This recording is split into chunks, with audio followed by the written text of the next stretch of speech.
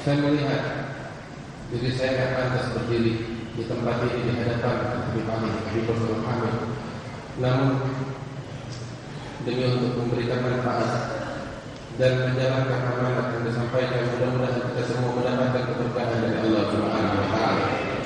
Di dalam apa yang kita bahas dalam pertemuan kita yang lalu tentang fikih risalah al-jami'ah yang dikarang oleh Imam Al-Qutb Al-Habib Ahmad bin Zain Al-Habsyi tentang sunnah-sunnah wudu yang demikian banyak.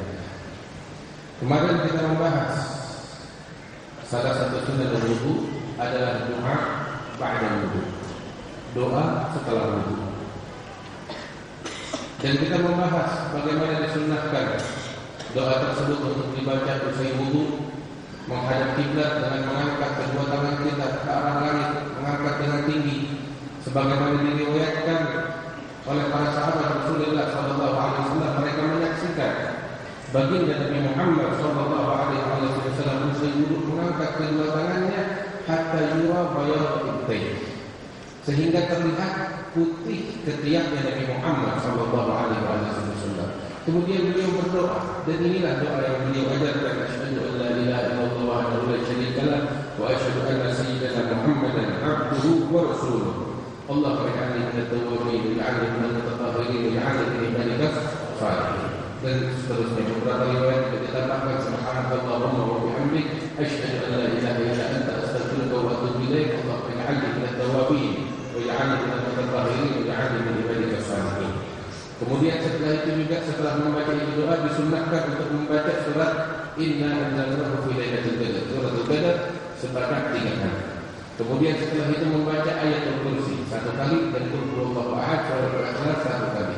Dan ini adalah bagian daripada sunnah Nabi Muhammad SAW setelah wudu, yang mana kemarin juga kita bahas apabila seseorang rutin dengan sungguh-sungguh membaca dan menjalankan doa ini dengan benar, maka jaminannya insyaallah meninggal dalam keadaan husnul khatimah dan dibukakan baginya pintu surga yang 8. Dikatakan untuknya masuklah kau ke dalam surga melalui pintu yang ada saja.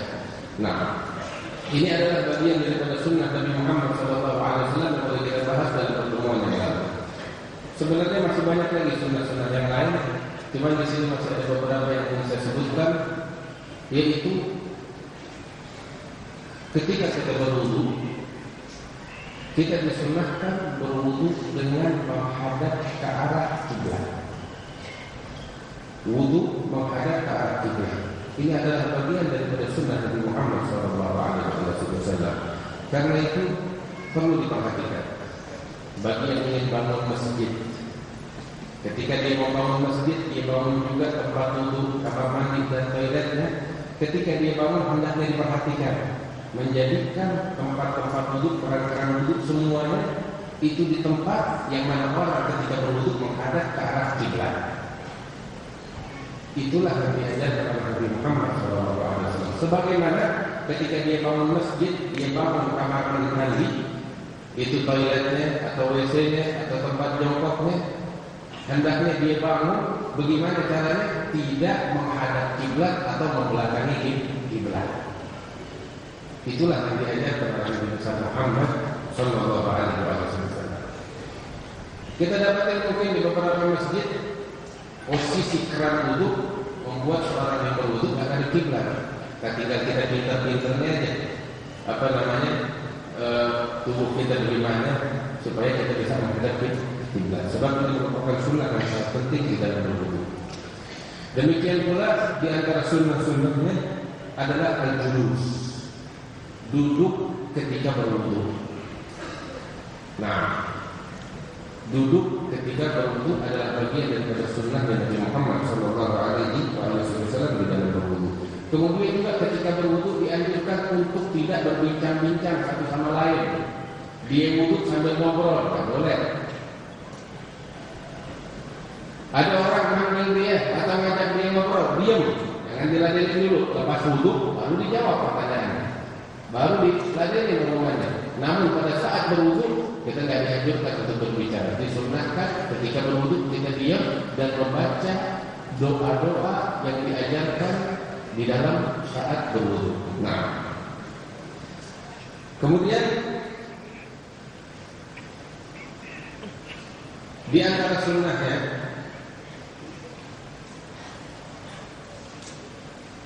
kita diajarkan ketika berwudu 3 kali. Dan di antara sunnah juga menjalankannya 3 kali, nggak boleh lebih.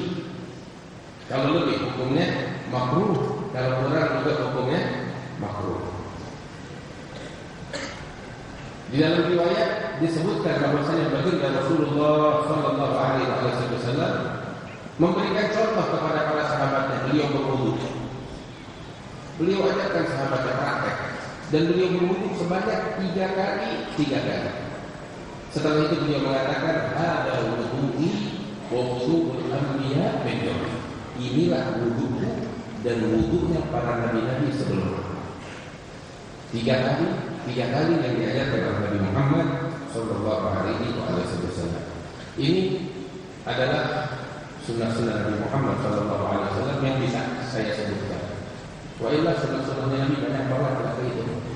Seperti saya sebutkan Al-Imam Al-Qutub Al-Habib Hasan bin Abdullah bin Amr Al-Haddad itu kalau berwudu terkadang bisa makan waktu 1 jam.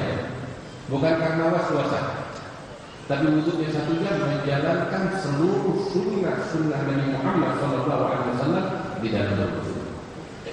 Hadirin wal hadirat yang dimuliakan oleh Allah, ini semua sudah kita bahas tentang wudu, hal-hal yang wajib dilakukan saat berwudu, dan tentang sunnah berwudu, sunnah yang wudu. Tinggal kita praktekkan dan kita jalankan dengan sebaik-baiknya.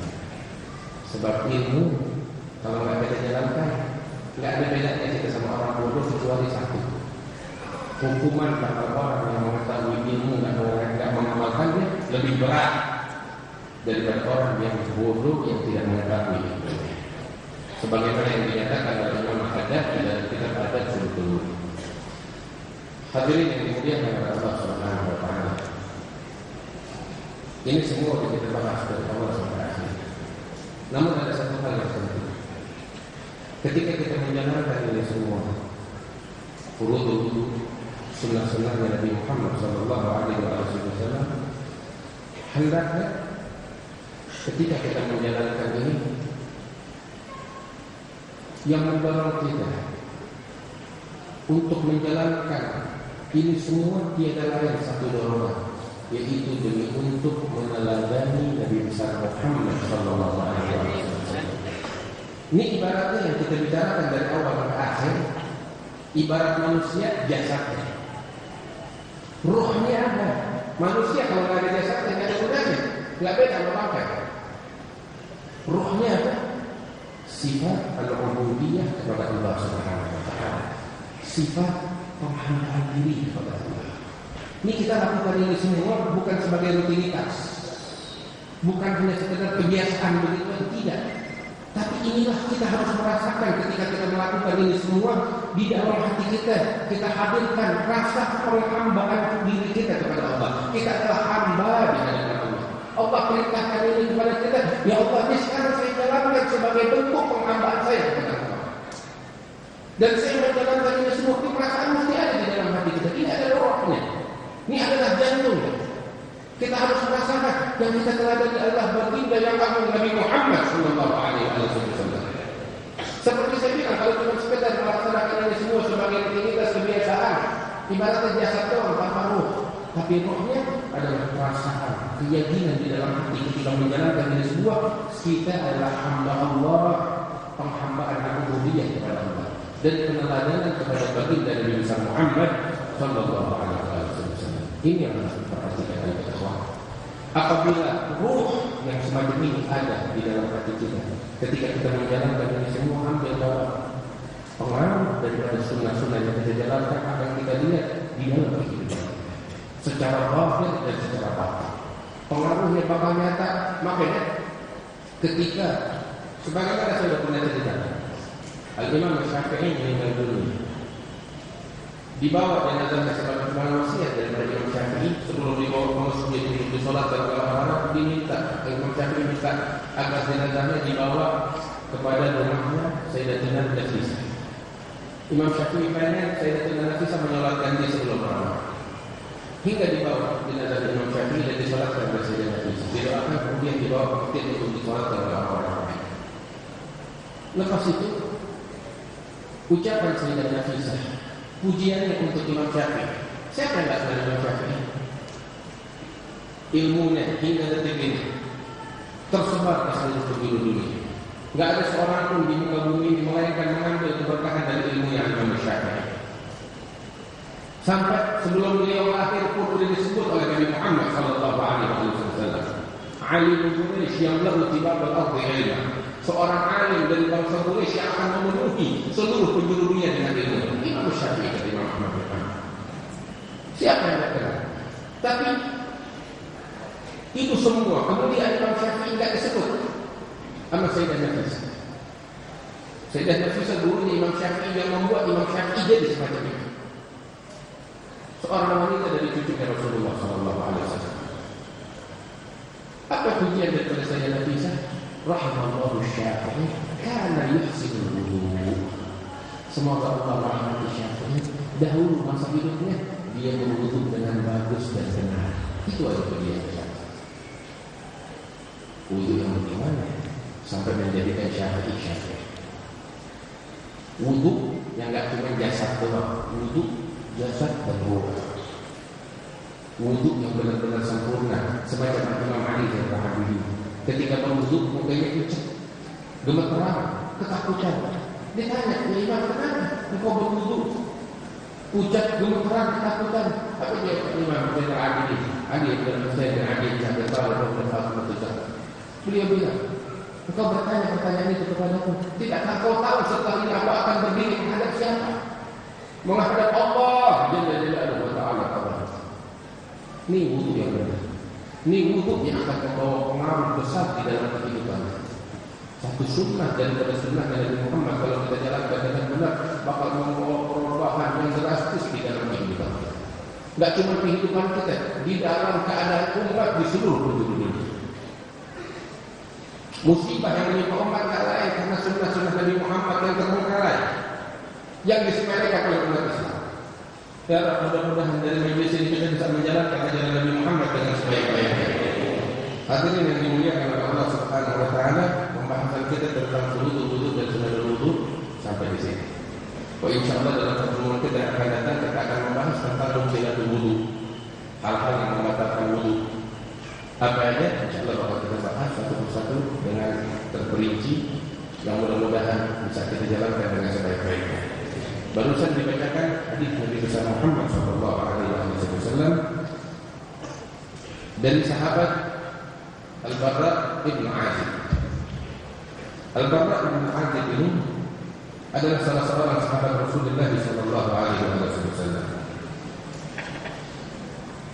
Beliau lahir di tahun yang sama dengan kelahiran sahabat Abdullah bin Umar bin Khattab. Dan kecintaan beliau kepada Nabi Muhammad sallallahu alaihi wasallam sangat besar. Saat itu berusia beliau masih sangat muda sehingga peperangan yang dihadiri oleh Nabi Muhammad sallallahu alaihi wasallam dengan para sahabatnya beliau tidak diperbolehkan untuk hadir karena masih terlalu muda usianya. Hingga disebutkan pertempuran pertama bersama Rasulullah yang beliau hadiri adalah Ghazwatul Khandaq. Peperangan Khandaq di mana Nabi Muhammad menggali parit yang besar dan panjang demi untuk bertempur dengan mereka orang kafir yang datang dari Mekah.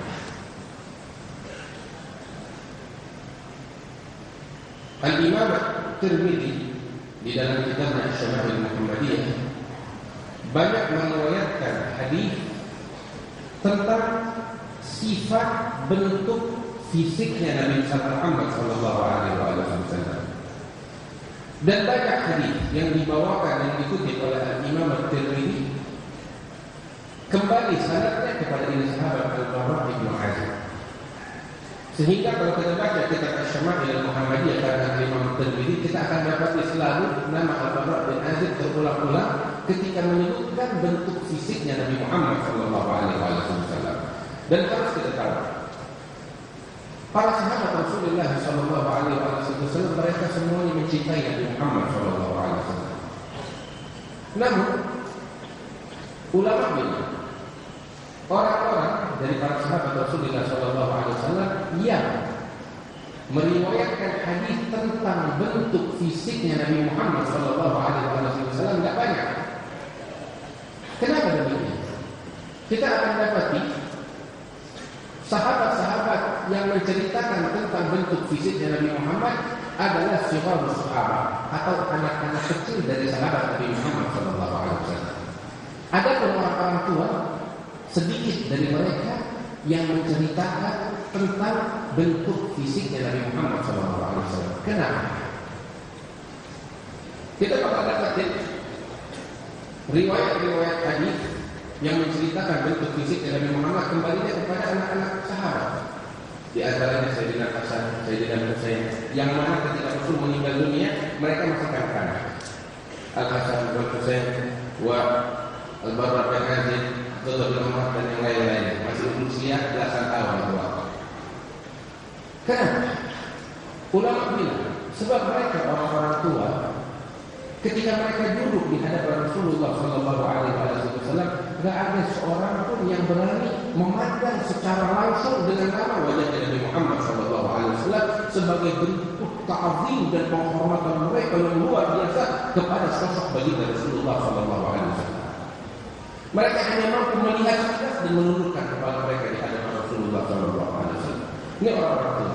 Beda dengan anak-anak kecil yang masih polos, yang masih murni, mereka asyik dengan Rasulullah SAW. Sehingga dari sinilah ulama bilang sebagian besar dari sahabat yang meriwayatkan menceritakan tentang bentuk fisiknya Nabi Muhammad SAW adalah anak-anak kecil dari kalangan sahabat Rasulullah SAW. Kenapa? Karena anak-anak kecil mereka masih polos, masih bisa melihat. Adapun orang-orang dewasa yang punya akal, nggak ada yang berani memandang wajah Rasulullah ta'ziman dari Rasulullah SAW. Sampai disebutkan itu para sahabat kalau duduk di hadapan Rasulullah SAW, ka'anna 'ala ru'usihim al-bayt. Seakan-akan di atas kepala mereka hinggap seekor burung. Saking khusyuknya, saking tunduknya di hadapan Rasulullah SAW. Inilah para sahabat Rasulullah SAW.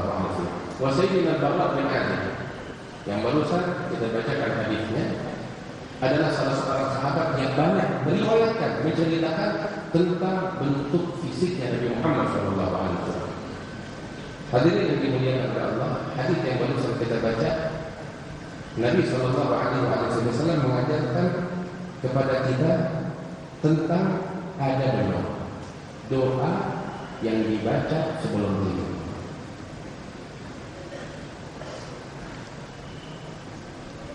Nabi SAW ngajarin kita ada aturan, tata cara yang kita jalankan sebelum tidur. Banyak panjang lebar, insya Allah akan kita bahas dalam pertemuan yang akan datang di waktu yang memungkinkan.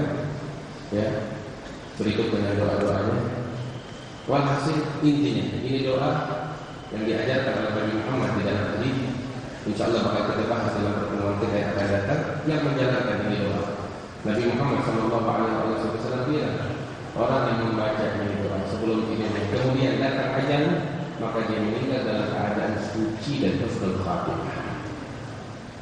Doa singkat, ringkas, padat, tapi manfaatnya besar di sisi Allah Subhanahu wa Ta'ala. Tinggal kita jalankan, tadi itu dibacakan, terus di tangan kita di kertas juga ditulis di situ doanya dari hadis Nabi Muhammad SAW yang nggak dapetin bisa lihat dari website.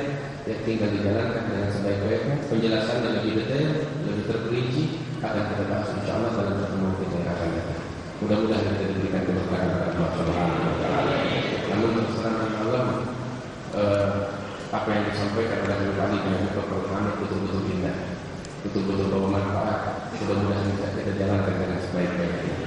Hadirin yang dimuliakan oleh Allah Subhanahu wa Ta'ala, khusus untuk kaum wanita yang ada di sini maupun juga yang lain yang tidak hadir, esok hari Selasa, insya Allah akan kita adakan pembacaan hafal Basaudan, Syekh Abdullah bin Ahmad Basaudan yang biasa kita bacakan setiap hari Selasa di pagi hari di wakaf Al-Habibah dan namun di akhir bulan ini, yaitu esok hari Selasa, kita adakan di kediaman kami sana di Yayasan Al-Fakhriyah Ciledug. Bagi kaum wanita yang ingin menghadirinya, sangat kita harapkan kehadirannya untuk membawa keberkahan yang lebih banyak lagi. Kabar Pasoda di Yayasan Al-Fakhriyah, tempat kami di Ciledug, esok hari jam 10 pagi khusus untuk kaum wanita. Bagi yang bisa menghadirinya, sangat kita harapkan mudah-mudahan membawa keberkahan untuk kita sekalian. Sallallahu alaihi Muhammad dan Nabi Muhammad wa ala alihi wasallam. Alhamdulillahirabbil alamin. Assalamualaikum warahmatullahi wabarakatuh.